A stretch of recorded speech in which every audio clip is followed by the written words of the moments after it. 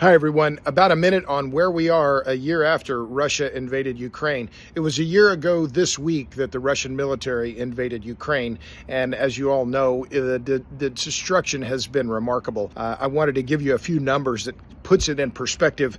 At least 42,000 people dead, at least 56 or 57,000 wounded, 15,000 missing, 14 million people displaced, number of buildings destroyed, at least 140,000, property damage estimated at over $350 billion. Of course, these are only estimates. No one knows for certain. But the costs have just been enormous, of course, in human terms and in terms of infrastructure. Europe altogether, Bloomberg reported a few days ago that the increased energy costs across Europe in the wake of the war will approach $1 trillion.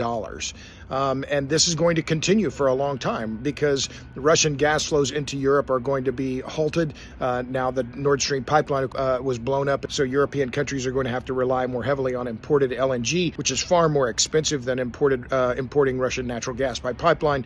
But also the other energy issues here that are front and center are what's happening in Ukraine. The Zaporizhzhia nuclear plant is now in safe shutdown mode. The Russian military has claimed that plant for itself, or claimed it for Russia. It's the biggest nuclear plant in Europe, over 6 gigawatts. And the other is the condition of Ukraine's grid. I was in Dallas last week at an SMU energy conference, and the Consul General for Ukraine, Vitaly Tarasuk, said that 60% of Ukraine's electric grid and its generation capacity has been destroyed.